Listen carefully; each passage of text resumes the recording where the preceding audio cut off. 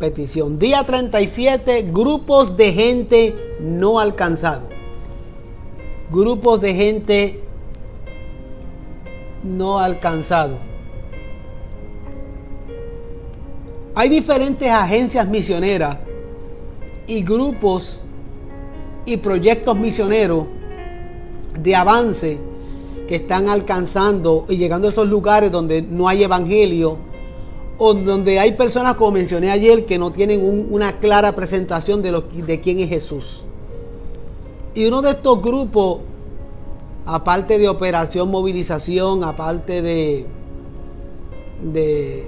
otros más que conocemos, el Barco Logos y muchos más, la Liga Bíblica también, que ellos también se dedican a llegar a estos lugares con la Biblia traducida en el idioma. Pues existe un proyecto que se llama el Proyecto Joshua. Y según este proyecto, el Proyecto Joshua, que es un proyecto que ya al final, cuando le avise al final, en uno de los puntos de oración, cuando lleguemos al final, vamos a compartir con ustedes el enlace donde usted puede ver la página oficial del grupo del Proyecto Joshua.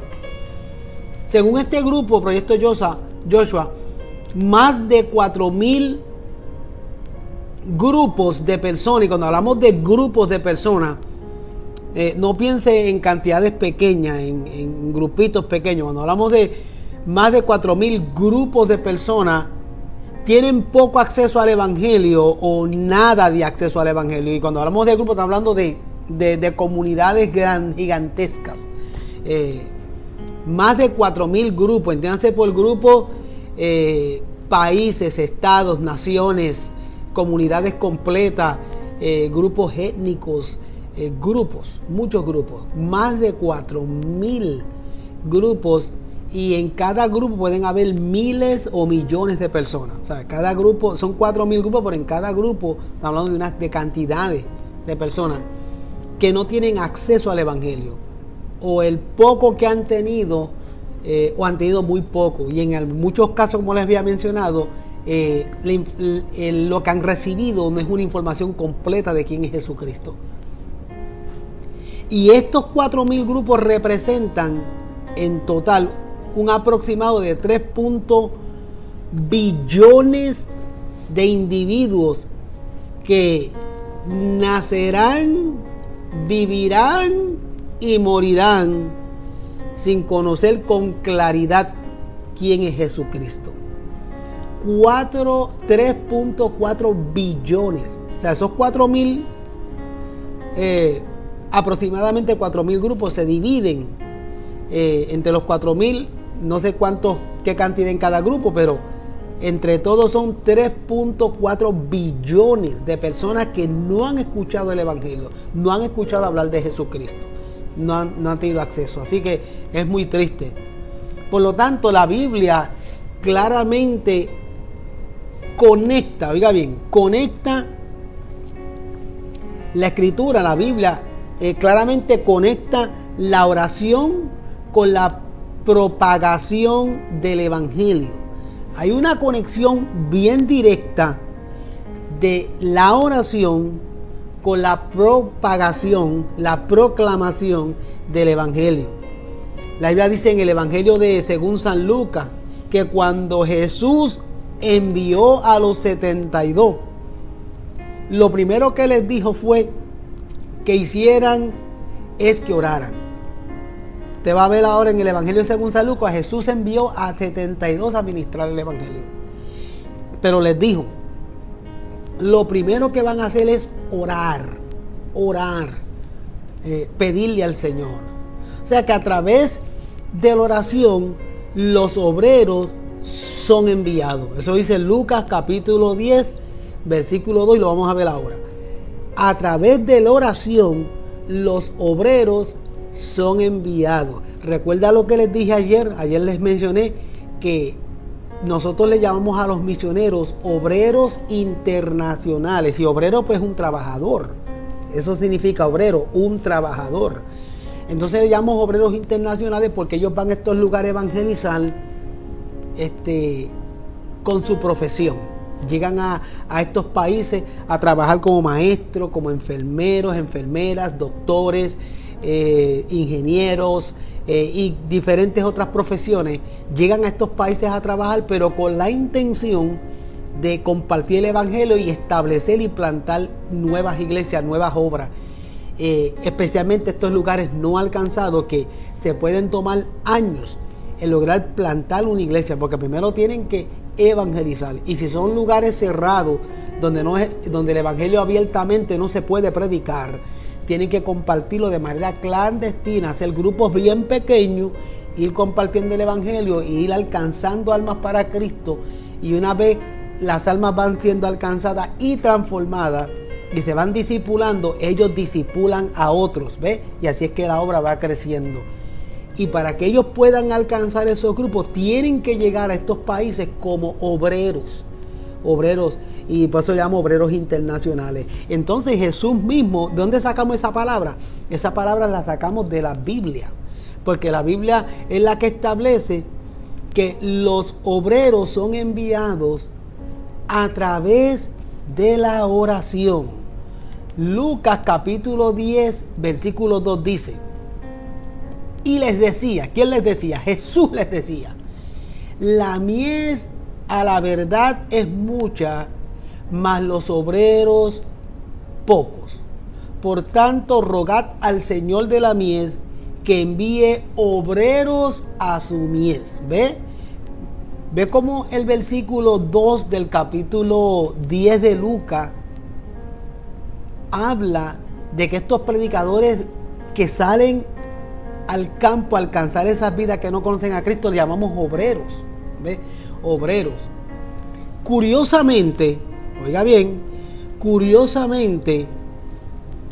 la palabra obrero en nuestro tiempo actual, en nuestro siglo XXI, en todos los concilios, llámese como se llame el concilio, se entrega una credencial que se llama credencial de obrero. Pero esa credencial de obrero es la primera credencial que se da. Haga de cuenta que nosotros, todos los concilios obran de manera distinta, tienen diferentes posiciones. ¿Ve? Hay unos que tienen otras o diferentes nombres. Pero casualmente la de obrero la tienen casi todos por igual. O sea que cuando usted quiere ser, cuando usted viene el llamado de Dios para ser pastor, misionero, ministro, ordenado y demás, usted comienza poco a poco, tiene que estudiar, tiene que prepararse, pero la primera credencial o licencia que le dan para ir escalando se llama licencia de obrero.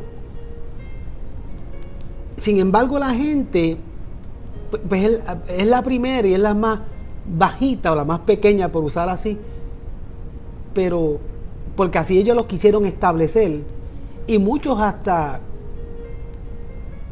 ni lo mencionan. Sí, yo quiero ser pastor, lo voy a llegar al pastorado, pero por ahora tengo por ahora soy un obrero de la denominación. Pues mira, obrero es una posición, es un título en las denominaciones simple o de comienzo, pero la Biblia le da un lugar de mucha importancia a la palabra obrero, porque nosotros usamos la palabra obrero para sustituirlo por la de misionero, y es hermoso, porque dice, mira cómo el Señor mismo Jesucristo dice: la mies a la verdad es mucha, mas los obreros pocos. Por tanto, rogad al Señor de la mies que envíe obreros a su mies. O sea que la oración que Jesús nos pide a nosotros que le hagamos al Todopoderoso es que envíe ¿quién? Obreros que vayan a la mies.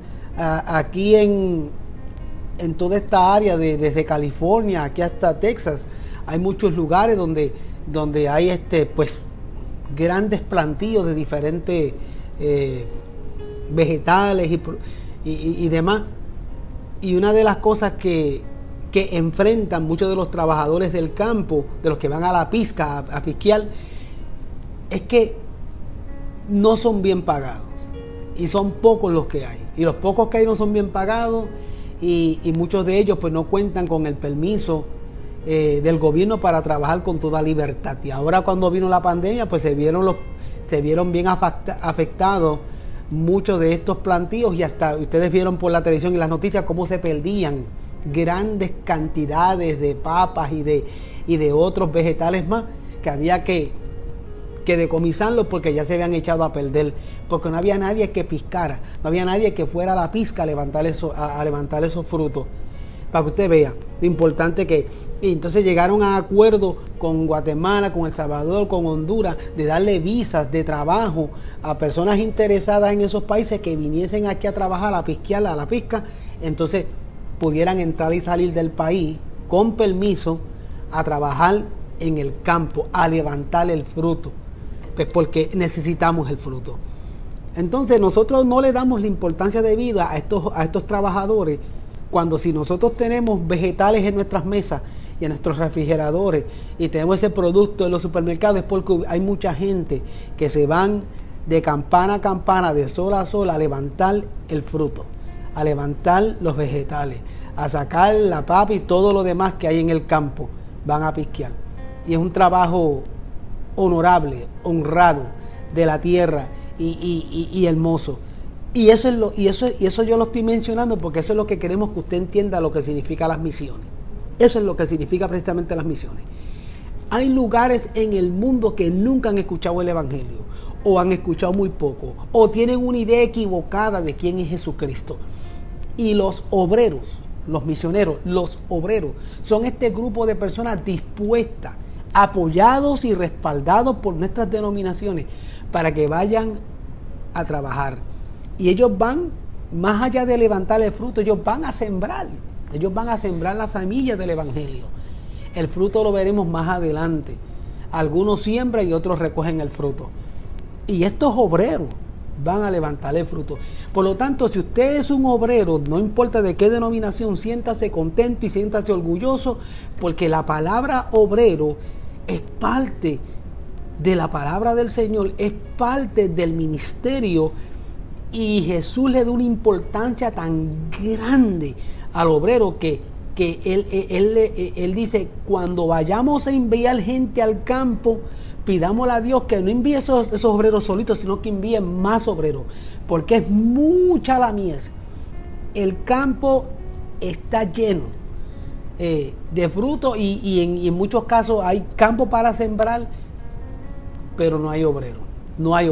Entonces, Jesús lo que nos pide es que cuando enviemos obreros, los enviemos a través de la oración. Vamos a orar para que ellos estén comprometidos, para que ellos tengan completamente confirmado ese llamado, y para que mientras ellos van saliendo al campo sigamos orando para que se sigan levantando nuevos obreros que estén dispuestos a sembrar el Evangelio a estos lugares no alcanzados, que como les mencioné, hay en total 3.4 billones de personas en el mundo que no han escuchado el Evangelio ni una sola vez.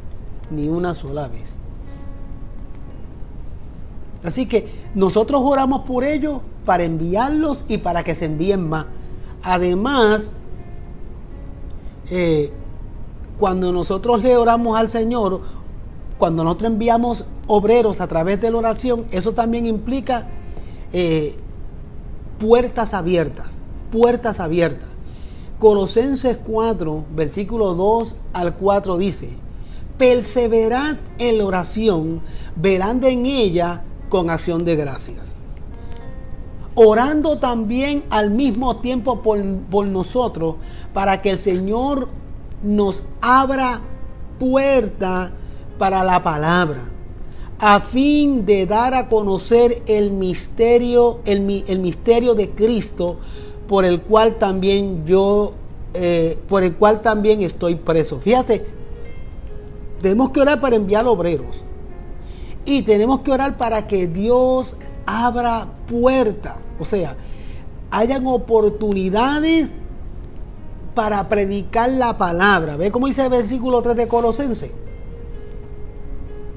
orando también al mismo tiempo por nosotros, para que el Señor nos abra puertas para la palabra. ¿Ve? Nos abra puertas para la palabra a fin de dar a conocer el Evangelio, el misterio de Cristo.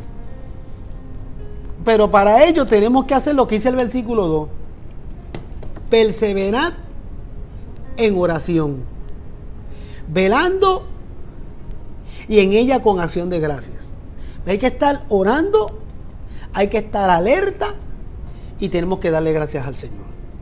Esa es la manera que Dios quiere que oremos por los obreros que vamos a enviar y por los obreros que ya están en el campo. Y a la misma vez aquí hay una enseñanza para cada uno de nosotros, bien grande para cada uno de nosotros. La perseverancia es la que logra la gloria del Señor en nuestras vidas. La perseverancia. Cuando nosotros oramos y seguimos perseverando en oración, el Señor se glorifica. Nosotros nos cansamos muy rápido. Nosotros queremos que el Señor conteste de un día para otro. No es así. Dice el Señor en su palabra: perseverad en la oración, velando. Velando. ¿Está bien?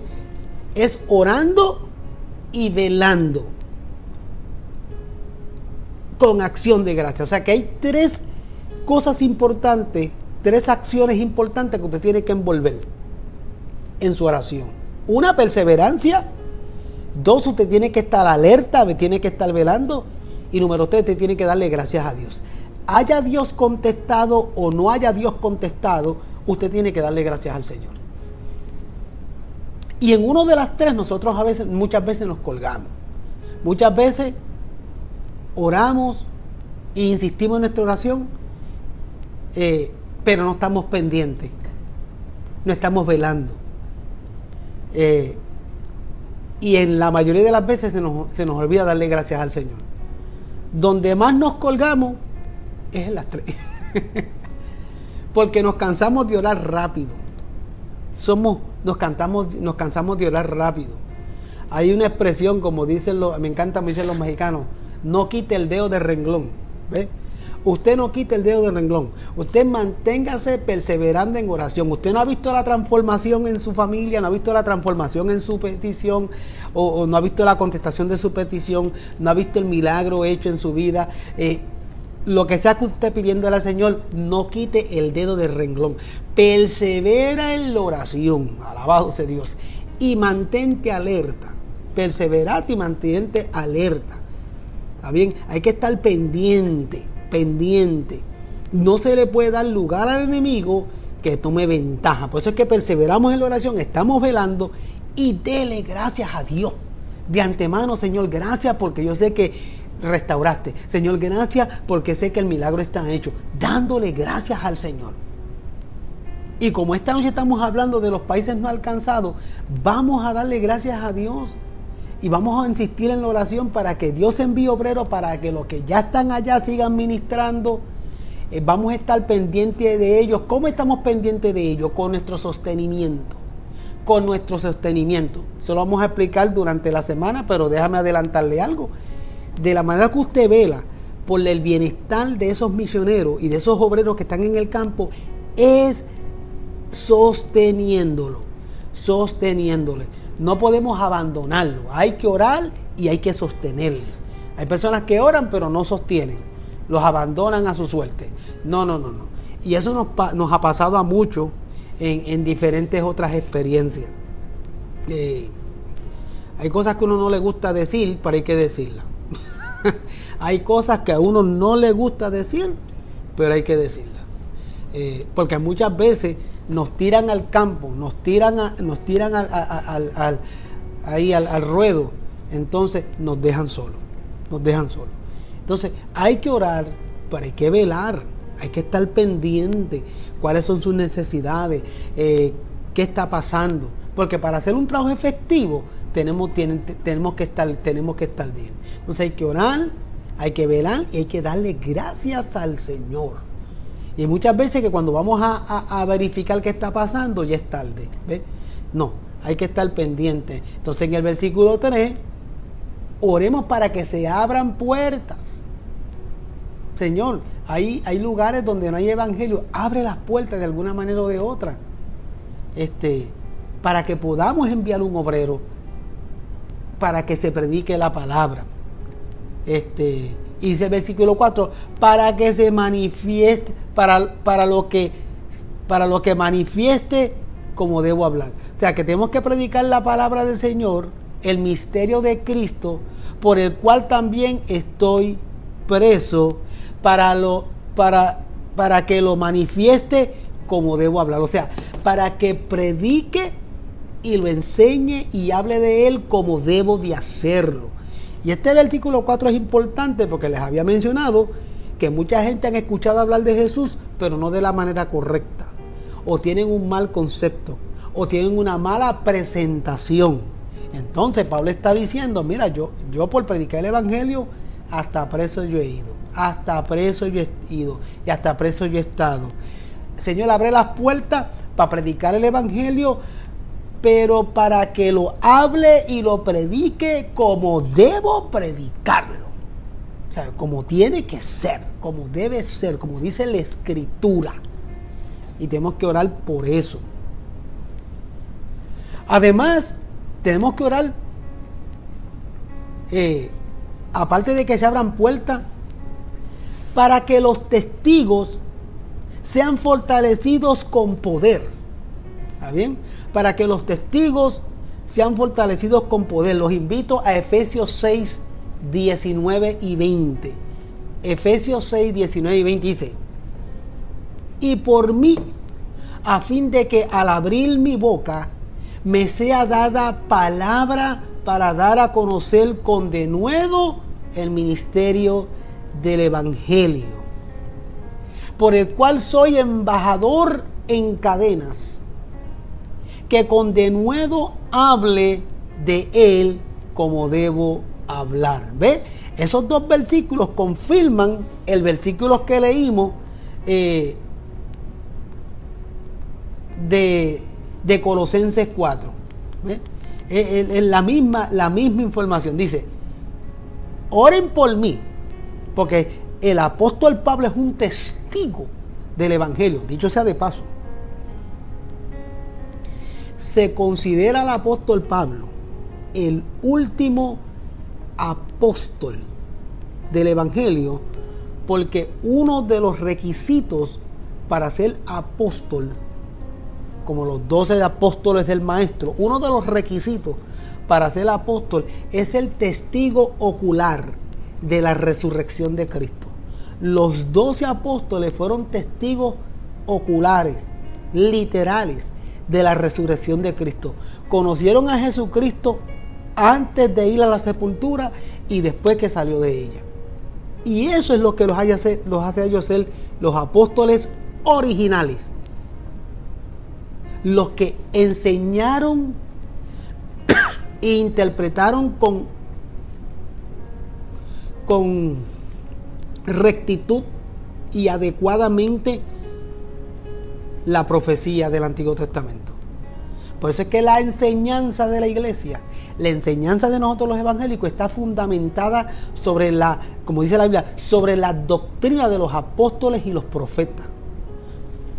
Y Pablo fue el último apóstol testigo ocular de la resurrección de Cristo. ¿Cómo lo sabemos? Porque cuando iba camino a Damasco, persiguiendo a los cristianos, se le apareció el maestro. Tuvo la experiencia. Recuerdan que él iba en su cabalgadura y se le apareció el maestro y le dijo: Saulo, Saulo, ¿por qué me persigue? Y la experiencia fue tan tremenda que por 3 días él estuvo ciego. ¿Ves? Entonces él fue el último testigo ocular de la resurrección de Jesucristo. Y por eso es que Pablo dice: y de chiripa, como un abortivo. La Biblia dice como un abortivo, eso significa de carambola, de chiripa, pasé a ser el último apóstol de Jesucristo. Usted ve que tenemos muchos apóstoles en el mundo. Esos no son apóstoles. Ellos posiblemente tendrán un ministerio apostólico que es diferente. ¿Está bien? Un ministerio apostólico. Son personas que plantan iglesias, las enseñan y plantan y las enseñan. Eso es un ministerio apostólico. Vuelvo y lo repito. Ministerio apostólico. Eso es una cosa. Pero hacerse llamar apóstol, el último fue Pablo. Después de Pablo no hay apóstoles. Cualquiera que le diga eso a usted le miente. No, pero imagino que sus mentes tienen que estar corriendo ahora mismo. No, pero aquí en el pueblo o aquí en tal lugar en la ciudad hay una iglesia que el pastor se hace llamar el apóstol fulano de tal. Pues lo lamento, se hace llamar el apóstol fulano de tal, pero es simplemente se hace llamar, nada más. Porque el último apóstol fue el apóstol Pablo. Después de Pablo no hay apóstoles. Hay gente con ministerios apostólicos, que es diferente. Hay personas con el don de profecía, pero profeta per se,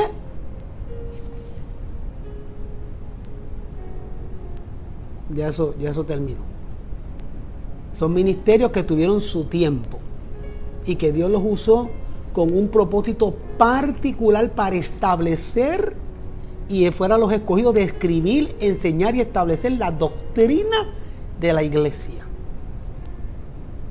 De ahí en adelante tenemos ministerios apostólicos, personas que tienen el don de la profecía, pero ya de ahí hacerse llamar, yo soy el profeta, yo soy el apóstol, cuidado. Es más, y mientras más pequeñito mejor.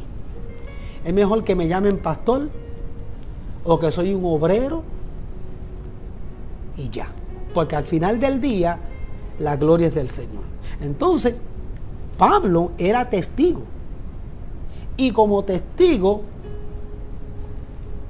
tenemos que orar por los obreros, por los ministerios internacionales que están trabajando para que sean fortalecidos con el poder del Señor.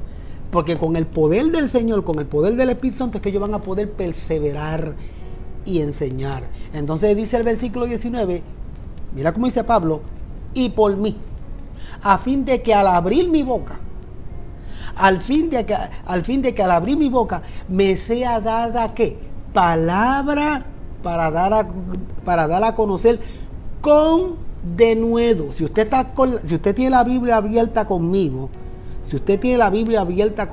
o la va a empezar a abrir, estudiar después, recuerden que en el versículo 19 de Efesios capítulo 6 dice, para dar, cuando abra mi boca para que me sea dada palabra, para dar a conocer con denuedo. Subrayen la palabra denuedo.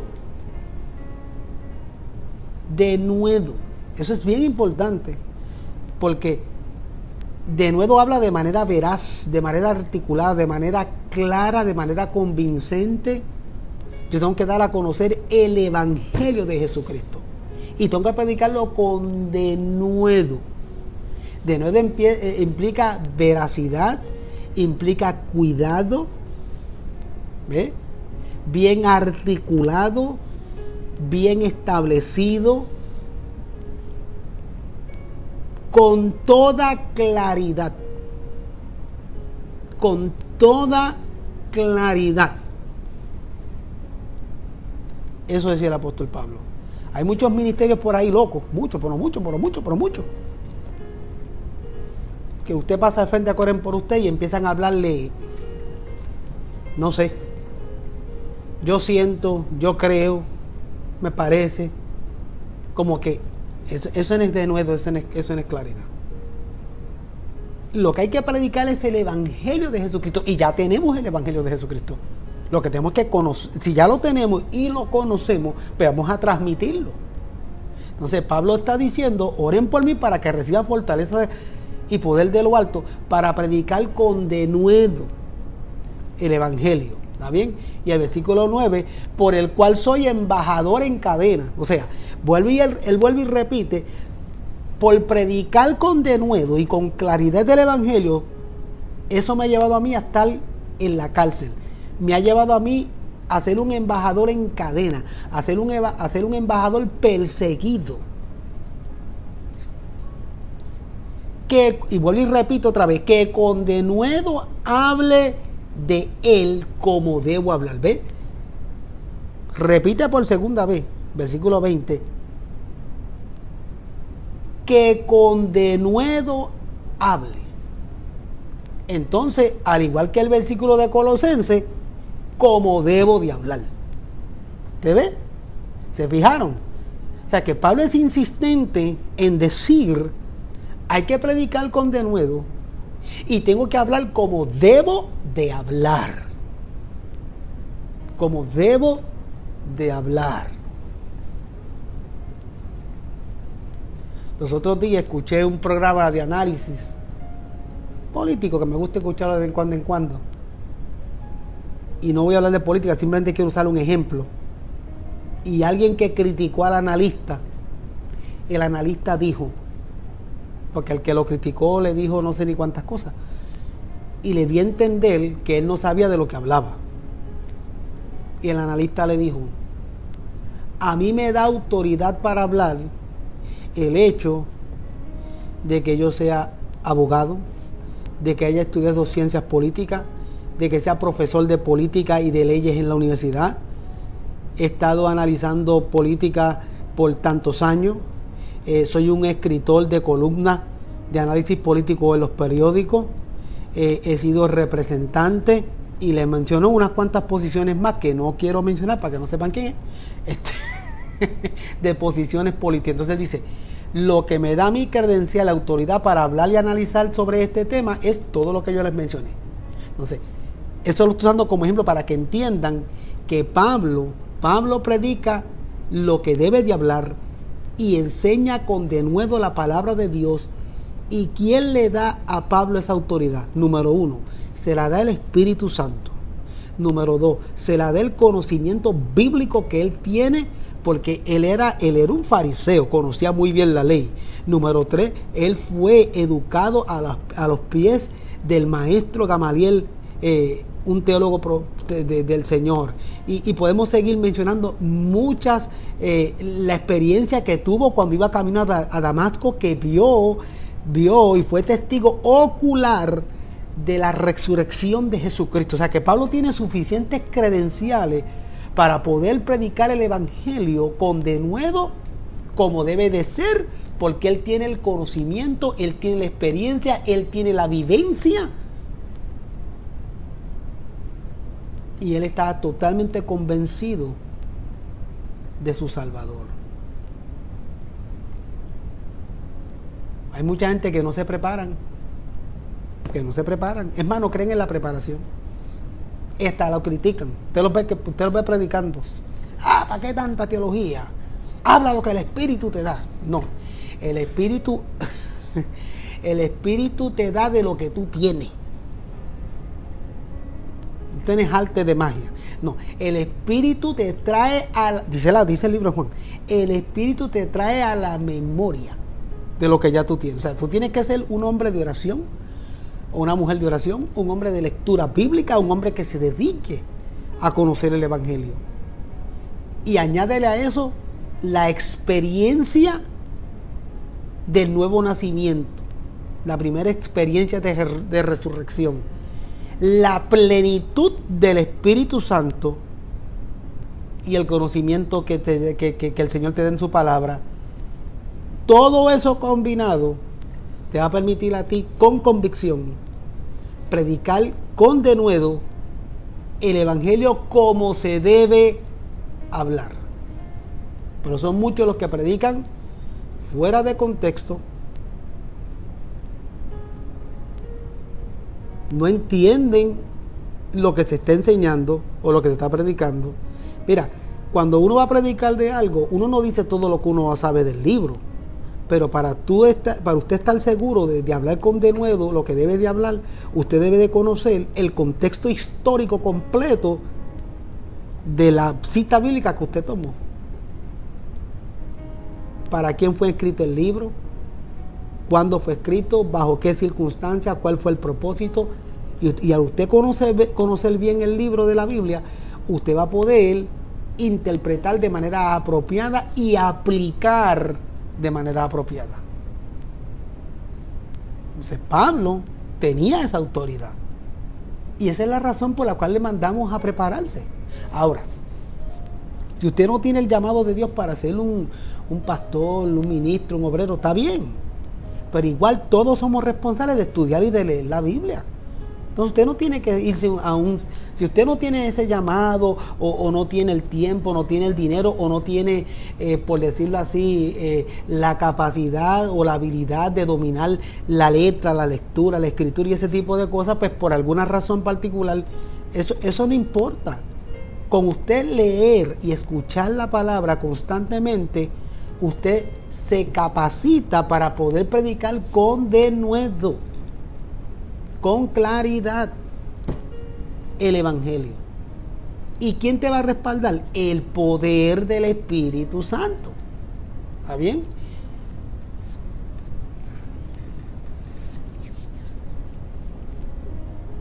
Yo he dado muchos viajes misioneros cortos.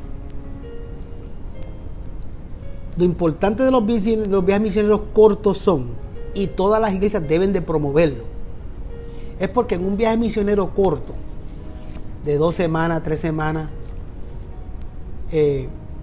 esos viajes misioneros te marcan, te abren el entendimiento y te marcan para toda la vida. Tú vas a conocer de primera mano la necesidad y lo duro que es el campo para ministrar.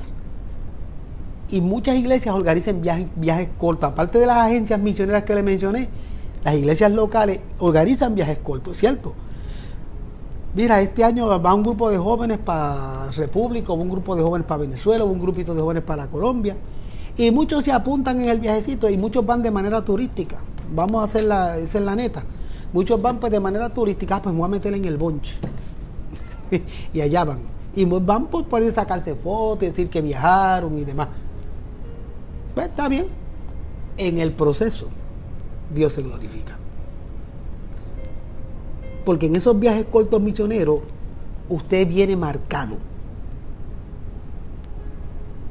Y en esos viajes cortos misioneros, usted se convence fuertemente de lo que estaba mencionando, de la importancia que es la oración cuando se va a enviar obreros.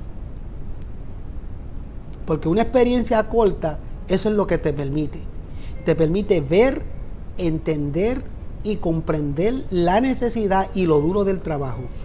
Y nosotros normalmente vamos a viajes misioneros cortos donde ya son lugares evangelizados y vamos simplemente a ayudar a sostener la obra y vamos simplemente a apoyar la obra, y muchas veces hay viajes que son más que para ir a ayudar a construir. Hay grupos de médicos que van a hacer obra misionera con la medicina, y así.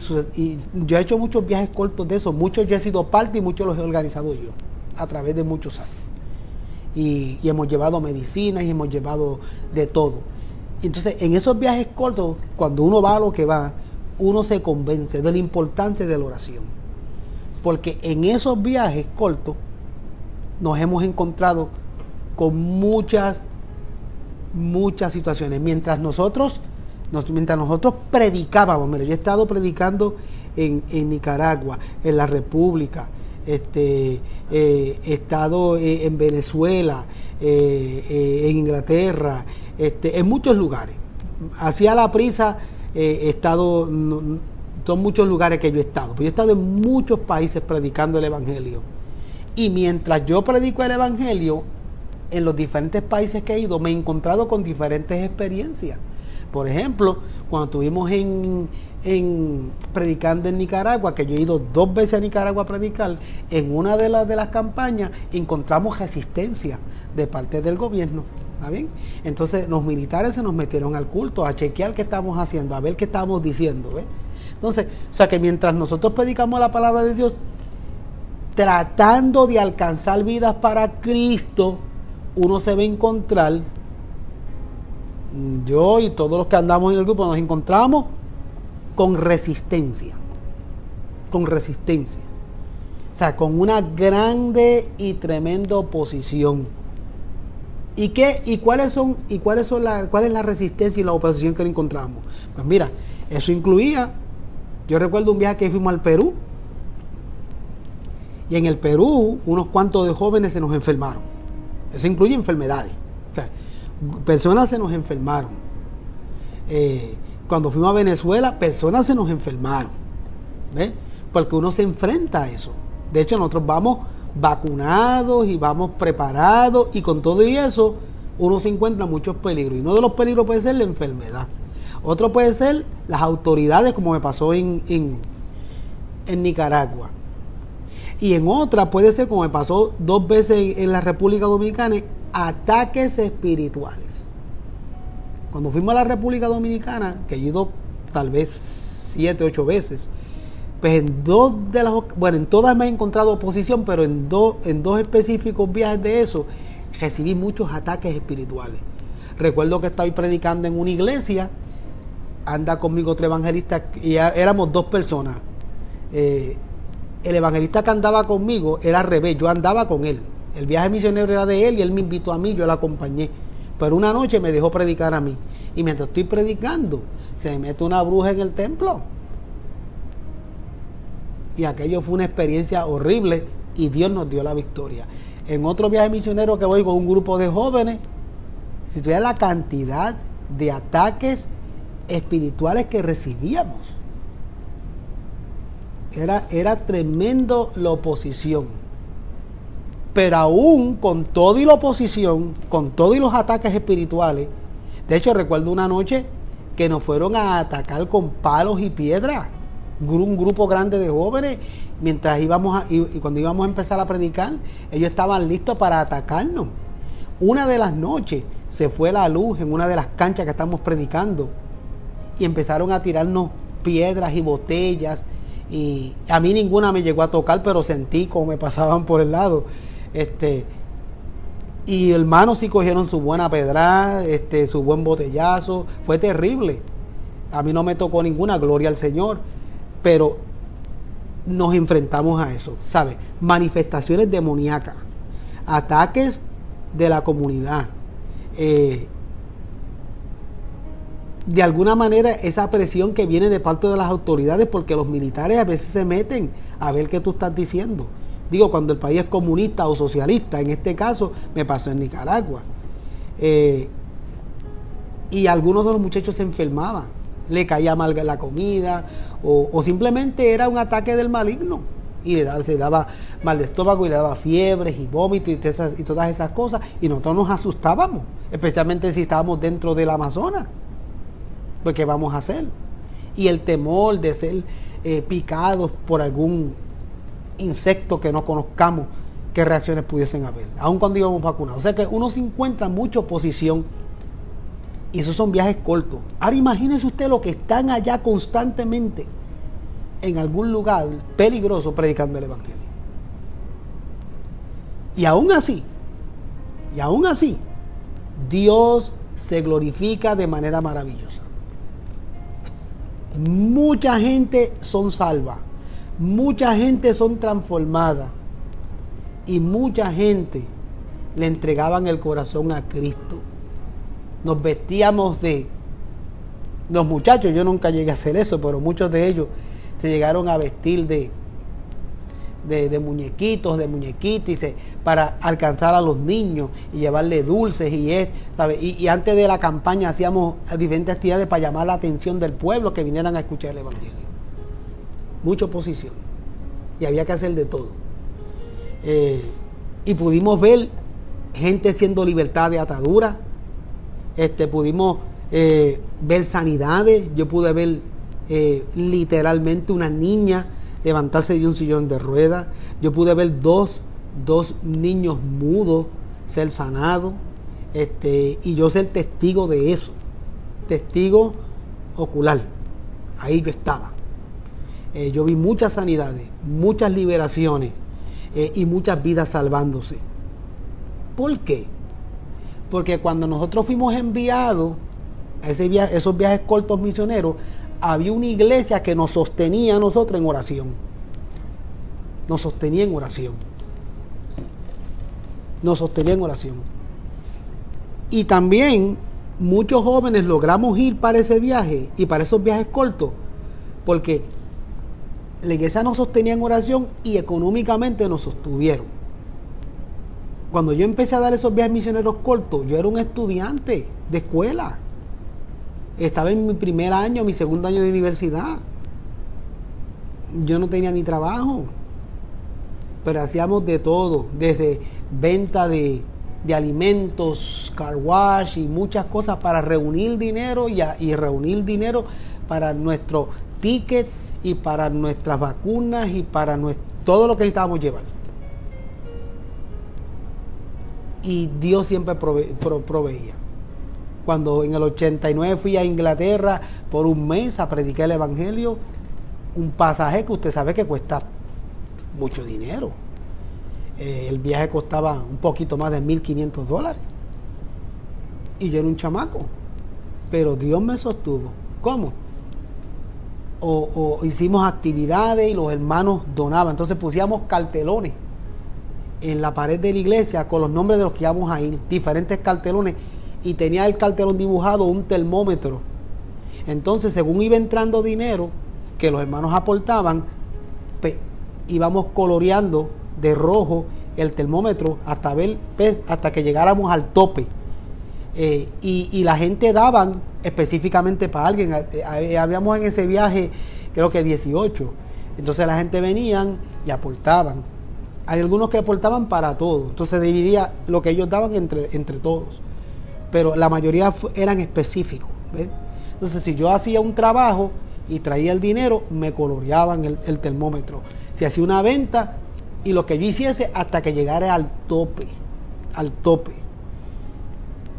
Y recuerdo que faltando 3 días para completar la cuota, porque ya faltaban más que 3 días para completar la cuota para arrancar para el viaje. Antes de ese viaje yo estaba yo tenía que ir para la República Dominicana a predicar. Me fui para la República Dominicana a predicar. Cuando regresé de la República Dominicana, yo dije, Dios mío, yo espero que cuando vaya al templo yo vea mi termómetro completamente rojo. O sea que entre actividades y aportaciones de los hermanos hayamos llegado hasta el tope. Bueno, digo aportaciones de los hermanos porque como estaba en la República no podía hacer actividades. No, y para sorpresa mía, llego a la iglesia ese domingo y era el más bajito que estaba. Ya casi todo el mundo tenía todo el dinero completo. Estaban todos los termómetros pintados hasta rojo, hasta arriba. Y el mío estaba pero bien abajo. Y ese fue el domingo que llegué después del viaje misionero de la República. El pastor me dijo, y yo iba a predicar ese domingo. El pastor me había dicho, usted va a predicar. Y yo no acostumbraba en ese entonces predicar los domingos porque yo era un chamaco que estaba empezando a dar mis primeros pasos. Entonces, pero el pastor me cedía el púlpito dominical, que eso es bien importante. Y recuerdo que él me dijo, usted, Germán, va a predicar hoy el culto. Y el culto era misionero. Era la iglesia La Roca, una iglesia bien misionera. Y recuerdo que ese domingo prediqué. Entonces, pues yo no me sé ayudar a mí mismo. Yo a mí mismo no me sé ayudar. Y menos que ustedes ya saben que cuando yo agajo el púlpito, se me olvida todo. O sea, cuando yo agajo el púlpito, se me olvida que tengo familia, se me olvida que tengo amigos, se me olvida todo. Simplemente me paro ahí, agajo el micrófono y rompo a predicar lo que Dios me da. O sea, me preparo bíblicamente, preparo el sermón, agajo el micrófono, comienzo a predicar y mientras estoy predicando y desarrollando el sermón, el Señor me va dando palabra, me está dando palabra y como yo dejo que el Señor pues tome el control, pues ya usted sea, lo que quiero decir con eso es que yo cuando agajo el micrófono para predicar me olvido que tengo amigos, familiares, vecinos, yo simplemente predico lo que Dios me da. ¡Pum! Sin contemplaciones. Y con este estilo de predicar que siempre he tenido, pues, ¿qué esperanza tengo yo de que los hermanos aporten? Dicen, no hombre, este es muy palero. Este es muy bravo. Pues no, pues prediqué. Y por alguna razón aquel día estaba pero bravo de verdad. Pues porque acaba de venir de la República Dominicana y había visto la necesidad. Entonces yo vine a predicar y vine con esa pasión y le decía a los hermanos, híjole, vamos a despertar, hay que predicar. Y para sorpresa mía fue todo lo contrario. Cuando terminé de predicar, había bastante gente en el templo. Ellos se acercaban, me abrazaban. Gracias, pastor, por esa... No me decían pastor. Gracias, Germán, porque no era pastor, por esa prédica. Gracias, Dios me habló. Y según me iban diciendo eso, abrazándome y dándome las gracias pues por el sermón. Y yo decía, dale gracias al Señor, a mí no, el Señor es el que lo da. Me iban poniendo dinero en los bolsillos. Bastante. Nada, así me fui con los bolsillos apretados. Y cuando llego a mi casa, pues, mira mami, me pasó esto. Y saqué todo el dinero y lo tiramos ahí en la cama y ahí empezamos a organizarlo todo. Y para sorpresa mía, había la cantidad completa que necesitaba para completar el viaje.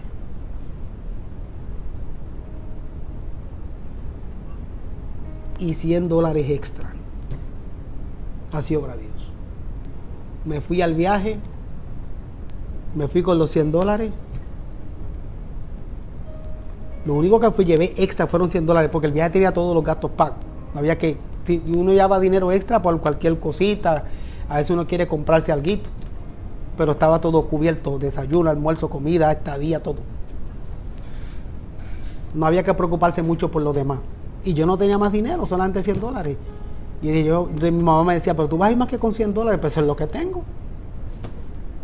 Y el pastor me decía, ten confianza, ve tranquilo que nosotros allí estamos todos para apoyarnos. Y yo me fui tranquilo. El asunto es que me fui con $100 y a Dios gloria, yo regresé con los mismos $100 en el bolsillo. Un centavo no gasté.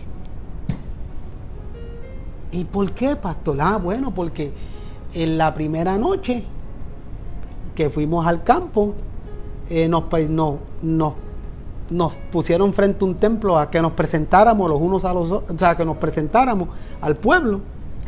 Y cuando me dieron el micrófono a mí, ya ustedes me conocen, no tengo amigos, a la hora que coja el micrófono, agarré el micrófono y saludé. Y había que decir su nombre, de dónde venía y por qué estaba allí. Pues yo agarré el micrófono, yo dije mi nombre, de dónde venía.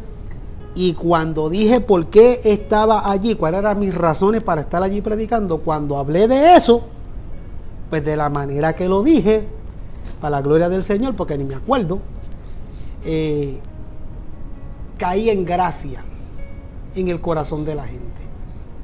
No, hombre, ¿y para qué fue aquello?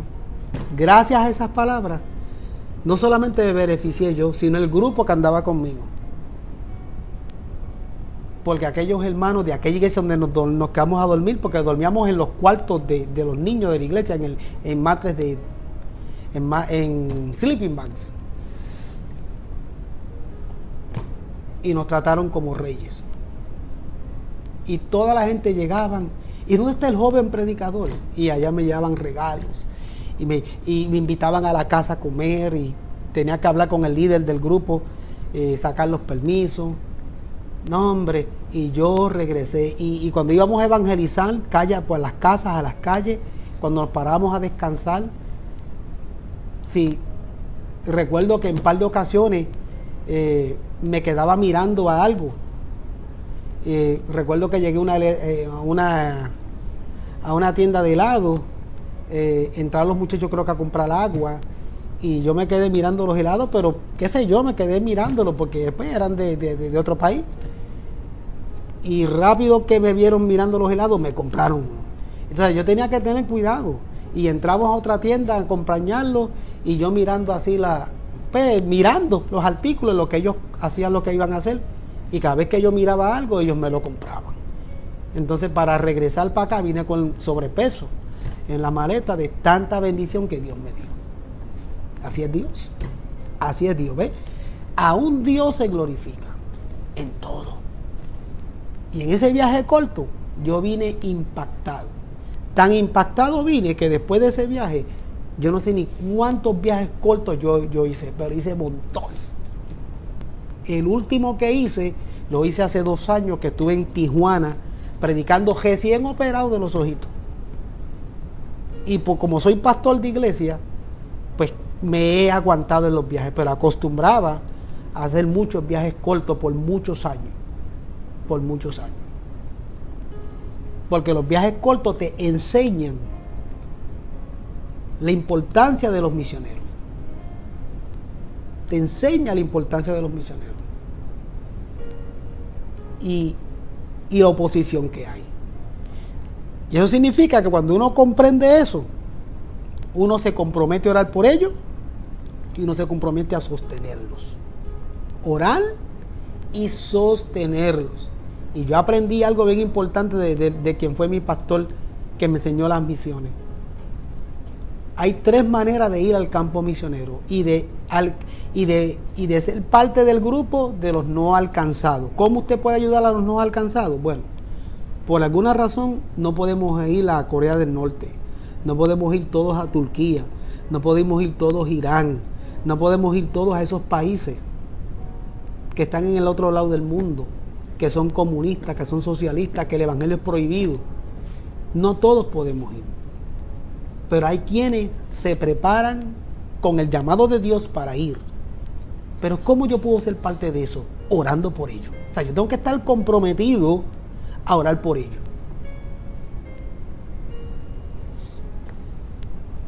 Señor, mira a los misioneros que están en Irak, en Turquía, y tenemos que comprometernos a orar. Y tenemos que comprometerlos a sostenerlos.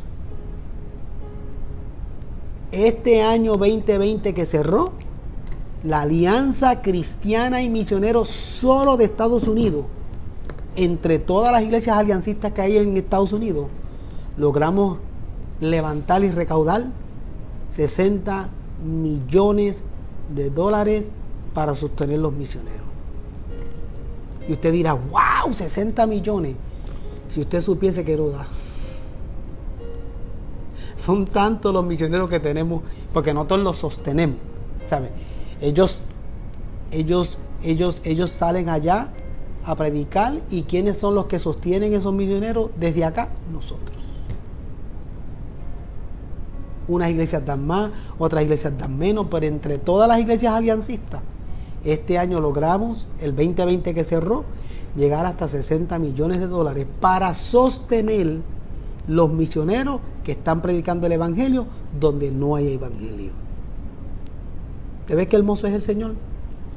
Y si usted nunca ha podido ir a Turquía o a Irán o a esos países así donde no hay evangelio, pero si usted ha ayudado a la obra misionera a través de sus donaciones y sus aportaciones, usted es parte de eso, ¿sabe? Cada alma que viene a Cristo en esos lugares, esa estrellita o parte de esa estrellita también va para la corona de usted, porque usted no pudo ir, pero sostuviste y siempre estás orando. Son muy pocas las personas que oran por los misioneros. Hay personas comprometidas que nunca se les olvida orar por los misioneros y sostenerlos. Hay 3 maneras de ayudar: o voy personalmente, o sostengo con mis finanzas, o me comprometo. Y cuando digo comprometerme, en ser una persona constantemente, como decía el verso bíblico, que persevere en la oración, pidiéndole al Señor que los proteja, que los guarde, que los use y que siga abriendo caminos y puertas, y que prediquen con denuedo el evangelio como debe de ser. Cuando regresamos de los viajes misioneros, ¿qué pasaba? Rápido nos pedían en la iglesia: testifiquen, den testimonio de lo que ocurrió en esos cortos viajes. Y nosotros pues testificábamos. Y los hermanos alababan al Señor y se gozaban. Y decían: nuestras oraciones fueron escuchadas. O sea, mientras estábamos nosotros allá en esos viajes cortos ministrando y predicando y enseñando, y ellos acá estaban orando. Ya nos habían sostenido porque nos ayudaron a llegar al lugar, pero se mantenían orando por nosotros, para que Dios nos guardara y nos usara. Y cuando llegábamos, cuéntenos qué pasó. Nosotros les testificábamos las maravillas del Señor. Entonces imagínate el gozo que yo sentía, y que todos nosotros los que íbamos a ese viaje nos sentíamos, cuando compartíamos con ellos lo que Dios hacía en esos viajes, y para sorpresa nuestra, era el mismo gozo de los hermanos, porque ellos a través de la oración nos sostenían a nosotros. O sea que era un gozo testificar, y era un gozo el enterarme que habían hermanos orando por nosotros y pendientes a nosotros en oración, que no nos olvidaban. Yo pienso, para concluir, que en este tiempo o en esta temporada del COVID-19 es una oportunidad que Dios nos está dando para que hagamos tiempo para orar por las misiones. Y pregunto, ¿estará Dios a través del COVID-19 ofreciéndonos a cada uno de nosotros la oportunidad de entrar a nuevos ritmos de oración por los no alcanzados en el mundo? ¿Será que el COVID-19 es una oportunidad que Dios nos ha dado? Ya que siempre decimos que no tenemos tiempo para nada, que el tiempo no nos alcanza, que si mucho trabajo, que si mucha responsabilidad. Pues mira, el Señor nos encerró un ratito. ¿Y usted no cree que este tiempo es una oportunidad que Dios nos da? Veámoslo como una oportunidad que Dios nos está dando para que oremos por los lugares que no han escuchado el Evangelio. ¿Estará Dios llamándote, llamándome, llamándonos a que oremos fervientemente por los que están perdidos en esos lugares y también aquí donde nosotros vivimos? Por lo tanto, estos son los motivos de oración. En el primer punto de oración, adopta, comprométete a orar por un grupo de gente no alcanzada y cómo usted me preguntará, y pastor, ¿y cómo yo puedo saber qué grupo no es alcanzado? ¿O qué grupo o qué país no es alcanzado? Pues mira, hay una página web, se llama la página web del Proyecto Joshua. Yo le pedí a Magali que en el chat pusiera el link. Magali en este momento va a ponerle en el chat el link de esa página. Usted va a la página web de Proyecto Joshua. Ya yo fui ahorita y la chequeé. Cuando usted abre esa página de Proyecto Joshua, esa página te va a proveer a ti la información de los lugares donde no hay evangelio, o donde hay poco evangelio, o donde no hay una claridad de lo que es el evangelio. Entonces te va a ver ahí una lista. Búsquelo, usted abre la página, entonces usted va y busca en tiene diferentes, ¿verdad?, ventanitas, y usted busca la ventana correcta que lo dirige a usted a ver qué países, qué grupos, qué ciudades no han sido alcanzadas. Y usted agarre uno o dos de esos. Digamos que el grupo tal, el grupo tal, el grupo tal, y usted dice, ok, yo me voy a comprometer a orar por este grupo y por este grupo. Entonces te voy a orar para que Dios, de alguna manera, toque los corazones de ellos y envíe obreros a esos lugares. Y si ya hay obreros en esos lugares, que Dios le dé autoridad, poder y protección para que prediquen el evangelio. O sea, adopte un grupo de gente no alcanzada y comprométese a orar por ellos para que puedan escuchar el evangelio. Número 2. Aprenda a orar estratégicamente por el no alcanzado. ¿Cómo yo puedo orar de manera estratégica? Cuando decimos de manera estratégica, también hacemos referencia de manera específica. ¿Cómo yo puedo orar por estos grupos no alcanzados? Pues mira, ¿cómo orar por estos grupos no alcanzados de manera específica y estratégica? Te lo va a proveer una página que se llama Web Orality. La página Web Orality, que también Magali la va a poner en el chat. Usted abre esa página, de web orality, y esa página te va a indicar cómo y te va a enseñar cómo orar estratégicamente por los grupos no alcanzados. Y punto número 3, pídele al Señor que te dé un compañero de oración que le llame a cuentas en su compromiso oral. Déjame explicarlo otra vez. Voy a usar de ejemplo a Magali y a la Mirna, ya que están ahí siempre en el chat haciéndome bullying. Asumamos que Magali se comprometió a orar por el grupo tal. Pues ella le va a pedir al Señor: Señor, dame una persona que me ayude, o sea, que me llame a cuentas en cuanto a mi compromiso. Se viene Magali, escogió orar por el grupo tal y le compartió esa información a Mirna. ¿Y cuál va a ser el trabajo de Mirna? Mirna va a estar pendiente, le va a preguntar a ella semanalmente: mira, esta semana oraste por el grupo que tú te comprometiste a orar, y así viceversa. O sea, pídale al Señor: Señor, dime con quién yo puedo compartir esta información. Digamos que usted decidió orar por un grupo de Turquía específico. Entonces, dígale a un amigo de usted, un compañero, alguien de la iglesia, un anciano, a alguien, para que esa persona se comprometa a traérselo a la memoria. Aparte de que pide al Señor que te lo traiga a la memoria, pero ponga a alguien a hacerlo. Porque es importante, porque cuando tú te comprometes a orar y alguien se compromete a preguntarte si tú estás cumpliendo con tu compromiso, ya son 2 personas que de alguna manera se están comprometiendo a orar por los no alcanzados. Digamos que la hermana Juani, si me está viendo, saludos, dice: me voy a comprometer a orar por este grupo de no alcanzados que están en Vietnam, en el sur de Vietnam, por decir usar un ejemplo.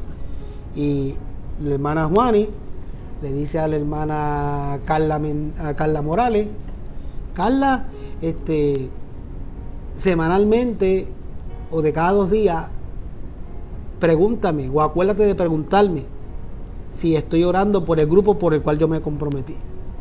Entonces, ¿cuál va a ser el trabajo de Carla? Chequear. Mira, o cuando la vea, ¿estás orando por el grupo por el cual te comprometiste a orar? Si Juani no lo está haciendo, se lo olvidó, va a caer en cuenta. Y eso se va a comprometer ella y va a comprometer a otra persona también a preocuparse. Entonces van a haber 2 personas preocupadas orando por los no alcanzados. Si nosotros hacemos esto en cadena, nosotros podemos tener un gran ejército de personas orando por los que no han sido alcanzados. ¿Y por qué es importante esto? Porque dice la Biblia: y será predicado el evangelio en todo el mundo, y luego vendrá el fin. O sea que cuando todo el mundo se haya escuchado el evangelio de una manera o de otra, el que se predique el evangelio acelera, pudiésemos decirlo de esa manera, acelera la llegada de nuestro Señor Jesucristo. ¿Te ves? No sabemos cuándo Cristo viene por su iglesia, pero nosotros tampoco sabemos cuándo nos toca irnos. O sea, como quiera, estamos a la expectativa de que o Cristo viene por mí o Él me llama a su presencia. Yo tengo que estar preparado, yo tengo que estar listo delante del Señor. Pero como estamos hablando de misionología, de los no alcanzados, algo que va a lograr que se acelere la venida de Cristo es que todo el mundo haya escuchado el evangelio de una forma o de otra. Y si nosotros nos comprometemos a orar por eso, a sostener a los misioneros o a dejarme usar y aceptar el reto de ir. Eso va a provocar que se avance, se acelere la llegada de nuestro